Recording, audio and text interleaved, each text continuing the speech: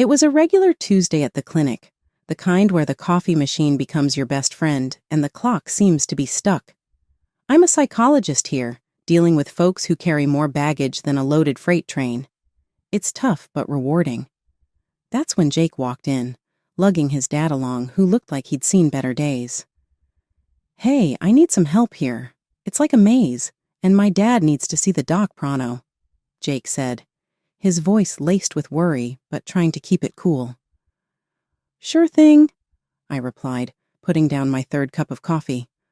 "Follow me." As we walked, Jake kept thanking me like I was doing him a huge favor. "Really appreciate this. Dad's been off his game, and I'm just trying to keep the ship from sinking," he said. "You're doing good. It's not easy, but hey, you're not alone," I reassured him. We got to the doc's office, and I assured him they were in good hands. "Thanks. I'll call you Alex," he said. "Thanks, Alex.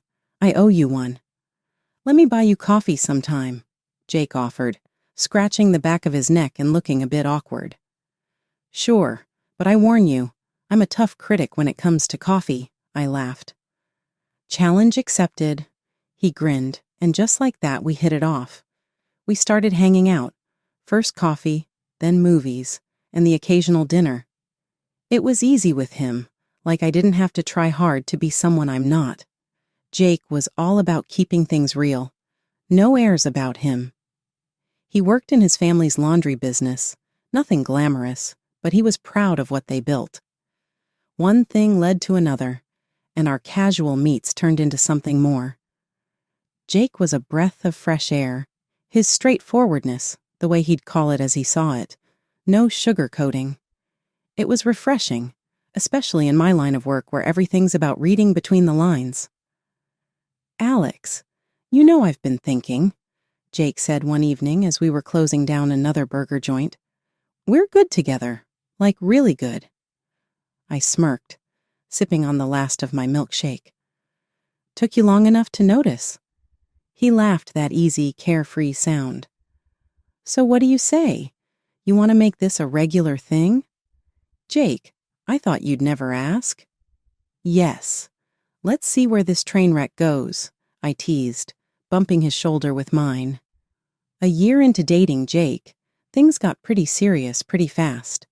We were like two peas in a pod, dreaming big and laughing through it all. One chilly evening, wrapped up in layers, we were at our favorite spot in the city, a little bench overlooking the river. That's when Jake, in his no-nonsense way, popped the question. "So, Alex, I've been thinking," he started, his breath forming little clouds in the cold air. "How about we make this official? You, me, a couple of kids running around?" I couldn't help but laugh. "Kids, huh? You sure you can handle that?" "With you, I'd handle a zoo," he shot back with a grin.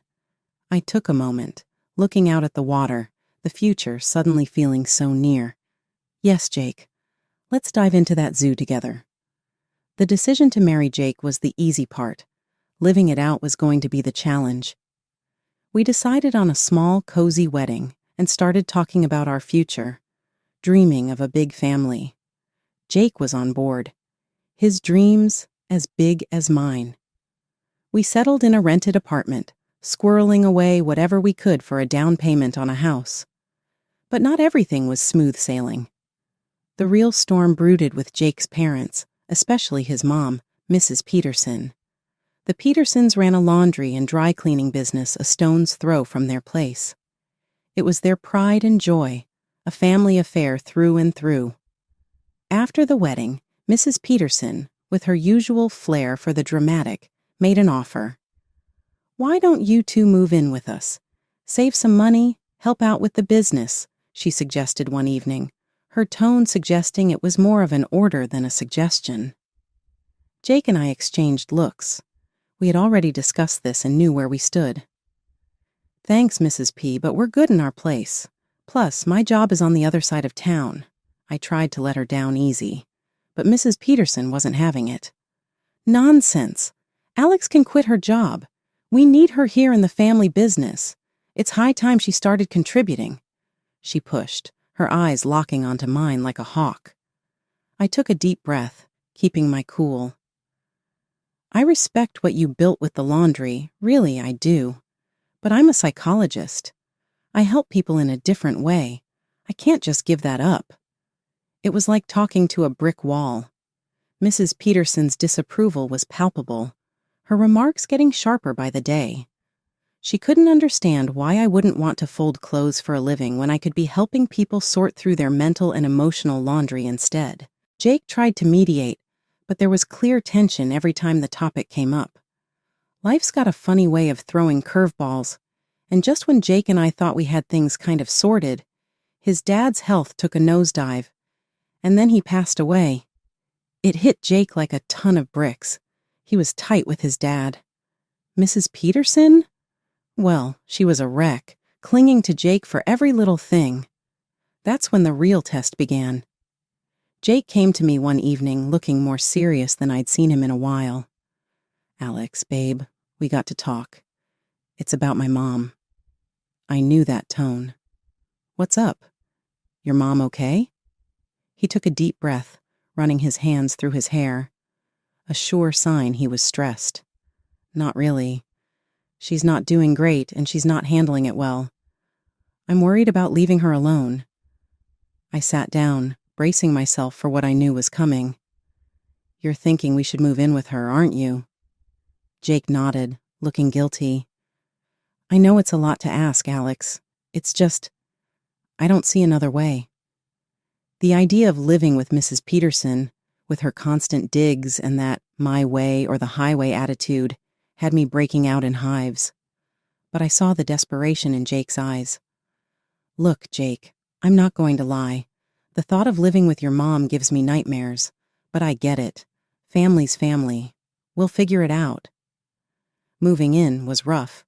Mrs. Peterson had an opinion on everything, from how I dressed to how I cooked. It was like walking on eggshells covered in landmines. One evening, after a particularly long day at the clinic, followed by an even longer commute, I came home to find Mrs. Peterson in full critique mode. "That's not how you fold the towels, Alex. And dinner? Well, I suppose it'll have to do," she remarked. I clenched my teeth, counting to 10 in my head. "Mrs. Peterson, I'm doing my best here. Maybe you could show me how you'd like things done?" I suggested. "Well, if I have to do everything myself, what's the point of you being here?" she huffed. Jake walked in just then, catching the tail end of the conversation. "Mom, come on. Alex is helping out a lot. Let's give it a rest, huh?" Mrs. Peterson shot me a look that could curdle milk, but backed off. That night, Jake and I had a long talk. "Alex, I know this is tough. I see it, and I'm sorry. But we're in this together, okay? We'll make it work," he promised, exhausted but determined. "But Jake, something's got to give. I can't keep doing this dance with your mom. It's like she's got it out for me," I confessed. He squeezed my hand. "We'll figure it out, babe. We always do." 6 months in, I'd had my fill of getting an earful from Jake and his mom every day, like clockwork. Their gripes and digs were my daily bread. I couldn't do anything right according to them. I figured maybe if I wasn't around as much, they'd find someone else to nag. I cut down my hours at the clinic to a part-time gig and started putting in shifts at the laundry in the afternoons. Jake seemed up for it, saying it was a smart move, but then he dropped a bomb on me. He wouldn't be paying me a dime. "Let's not muck about with the taxes and all that," he said. "You'll just use the family account when you need to." It sounded a bit off, but I let it slide. I was more into smoothing things over than counting pennies. That was the plan. Clinic in the morning, drowning in suds by afternoon. Jake reckoned it was a win-win. I wasn't so sure, but I was willing to give it a shot, hoping it might ease the constant bickering at home. Plus, it'd be a chance to get a real look at the family business and see what all the fuss was about from the inside. I threw myself into that laundry business heart and soul. Before I knew it, I was spotting gaps and thinking up ways to pull in more customers. It wasn't just about washing and drying. It was about giving people a reason to choose us over the next place. But when I laid my cards on the table, hoping Jake would see the potential, he shut me down. I've been in this game since I was knee-high. What do you know about running a laundry? He scoffed. I was gutted. But worse, I started noticing the numbers weren't adding up. Fewer customers, more complaints. It was a sinking ship, and I wasn't about to go down without a fight. I tried talking to his mom, thinking maybe she'd get it. I even found the perfect spot next door to expand, but no dice. Jake was her golden boy. He could do no wrong. It was like talking to a brick wall. But I wasn't done yet. I gathered all the evidence I could. Graphs showing our dipping income. Screenshots of scathing reviews online, you name it. Look at this, I said, shoving the papers in his face. We're bleeding money, and people are talking. None of it good. If we don't shake things up, we're headed straight for the gutter. He barely glanced at the papers before tossing them aside. You're clueless, he snapped. This is my turf. You think a few bad reviews and a dip in cash flow mean we're tanking? You don't know the first thing about running a laundry. His words hit like a slap. I'd laid it all out clear as day, but he was too stubborn to see it. It wasn't just about the laundry anymore. It was about respect, about listening to each other. Right then, I realized maybe we weren't on the same page after all. Maybe we weren't even in the same book. I watched helplessly as our numbers continued to slide. Every attempt at conversation was met with, "Alex, just focus on the work. Leave the thinking to me." The final straw came during one of our discussions, where Mrs. Peterson accused me of trying to torpedo the business with my wild ideas. Just trying to help, I protested, but it fell on deaf ears. Jake stood by, a silent witness to his mother's tirade. It was clear where his loyalties lay, and apparently they weren't with me or the sinking ship that was our laundry business. After months of juggling clinic hours and laundry with my spirit bent but not broken under the weight of constant sniping from Jake and his mom, I hit my limit. It wasn't one big thing that did it, but 1,000 little cuts, each one stinging more than the last. Every day felt like navigating a minefield, but I kept my head down, thinking maybe, just maybe, things would get better. That was until my birthday rolled around, a day that should have been about a little joy, a little break from the endless grind. I left a note for Jake in the morning, thinking he'd at least remember the date. Out for the morning, back soon. Simple, right? I treated myself to a new dress, something I hadn't done in ages, and then hit the salon, hair, nails, makeup, the works. It was my day after all, or so I thought. The moment I stepped back into the house, I could feel the storm brewing. Jake and Mrs. Peterson were there, faces like thunderclouds waiting for me. "Where the hell have you been?" Jake barked the second I walked in. "The laundry's been a mess without you and there's no breakfast." I blinked, taken aback. "It's my birthday," I thought. His mother cut in, her voice sharp as a knife. "Your birthday? You think that's some excuse to slack off? We needed you here. You're just lazy and clueless, not even fit to be a housekeeper." I felt my heart sink. Not even a happy birthday? Nothing. I turned to Jake, searching his face for some support, some sign he'd stand up for me. "Jake? You too? You think I'm just lazy?" He wouldn't meet my eye. "Mom's right, Alex. We can't have you running off whenever you feel like it. There's work to be done." That was the straw that broke the camel's back. All the patience, all the effort I'd put into making this work, it just crumbled. You know what?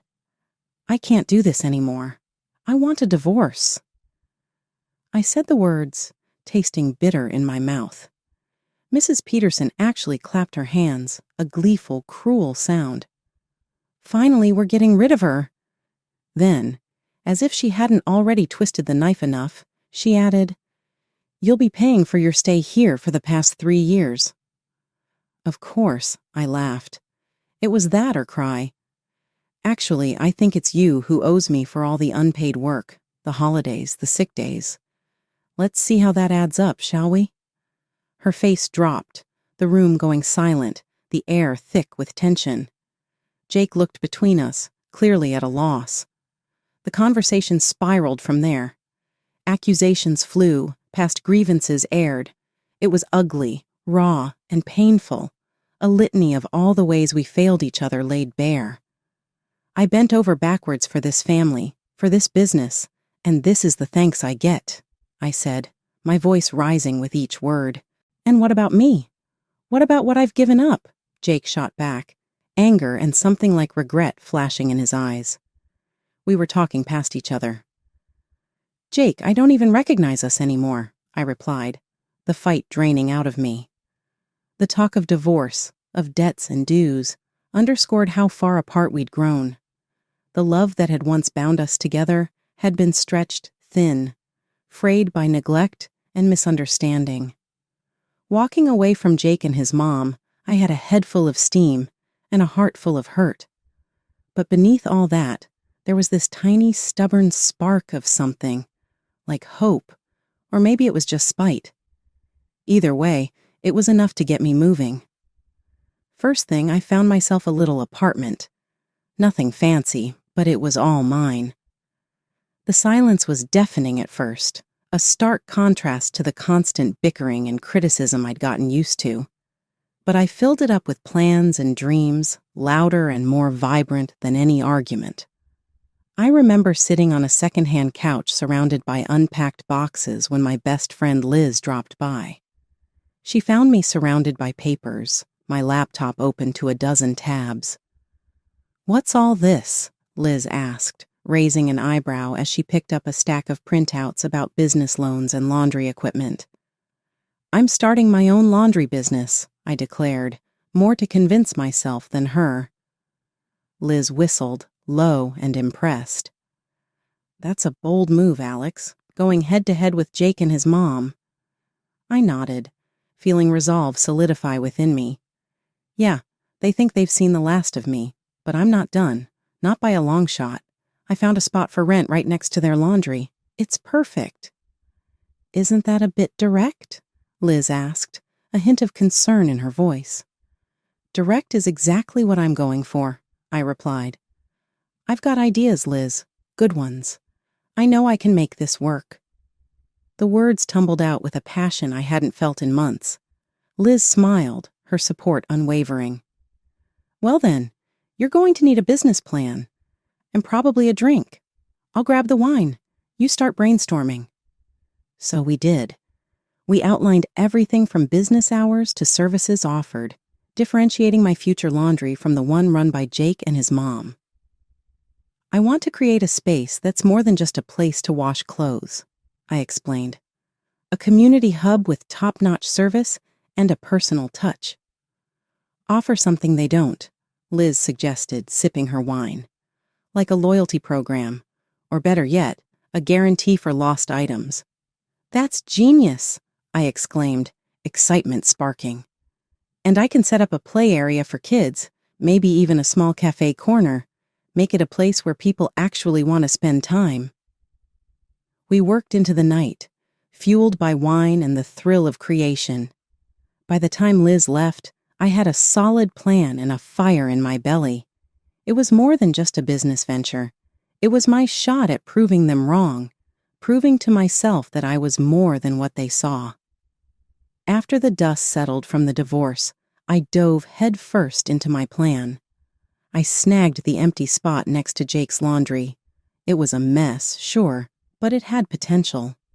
I poured everything into fixing it up, buying the best washers and dryers I could afford, and stocking up on top-notch cleaning supplies. The place started shaping up, and I opened the doors with a mix of dread and hope. At first, it was like shouting into the void. Folks just kept walking past to Jake's, sticking to what they knew. But I wasn't about to fold that easily. I made my place welcoming, with a coffee machine for adults, a small play area for kids, and even a couple of slot machines for a bit of fun. I stayed open round the clock, added security cameras, and made sure everyone's clothes were treated like treasure. "Listen, I'll give you the best service you've ever had," I'd tell anyone who wandered in, half curious, half skeptical. "Not happy with the clean? It's on the house. But when you see the results, you'll want to come back, guaranteed." Word started getting around, thanks to the effort I put into every detail and every customer. Reviews on the internet began flipping from skeptical to stellar. "Never seen my whites so white," one said. "The coffee is a nice touch," said another. "Love the spot for the kids," chimed in a third. Before I knew it, my little laundry was buzzing, lines forming even in the early hours. It became the go-to spot, not just for the quality of the clean, but for the community I was building. People didn't just come to wash their clothes. They came for a chat, a cup of coffee, or just a break from their day. It was more than a laundry. It was a place people looked forward to visiting. The success was sweet, not going to lie, but the best part was knowing I did it my way, with integrity and a hell of a lot of hard work. Jake and his mom could keep their old-fashioned ways and their grudges. I was moving forward, one satisfied customer at a time. The day it all came to a head, the air was thick with the scent of detergent and success. That's when Jake and his mother, like two storm clouds ready to burst, charged into my sunny day. Jake was the first to launch into his tirade. "You've got some nerve, Alex, siphoning off our customers with your undercut prices and fancy extras. What's the game, huh?" I didn't flinch. Experience had taught me that calmness was a weapon. "No game, Jake. Just good business. I'm offering what people want and need. Can you say the same?" His mother, ever the fire starter, piped up with venom. "You're a thief and a liar, making us look bad, stealing our hard-earned customers. You've turned this into a personal vendetta." I sighed, leaning against the freshly wiped counter. "Mrs. Peterson, let's get one thing straight. I haven't stolen anything. People come here because they're tired of your hard-earned neglect. It's as simple as that." Jake's face twisted into a mix of anger and something else, perhaps a dawning realization. "We were doing just fine before you started this crusade," he spat. "Crusade?" I echoed, incredulous. "Jake, all I did was fill a gap you left wide open. I offered suggestions. Remember? You both decided I was the enemy for trying to help." The room fell silent, the weight of the moment settling heavily. Mrs. Peterson, in a last desperate bid, shifted tactics. "Fine then. If you're so successful, hire us.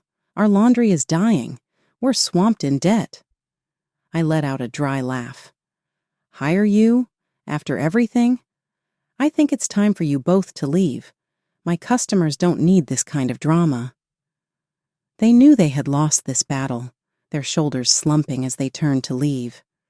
Jake paused at the door, a complex look crossing his face, a mixture of regret and resignation. "This isn't over, Alex," he said, but it lacked conviction. It was over, at least for me. I had built something out of the ashes of their disdain, a place that brought a little joy and cleanliness into people's lives. As they walked out the door, I turned back to my bustling laundry, a smile playing on my lips. This chapter of my life was closed, and I was already looking forward to the next.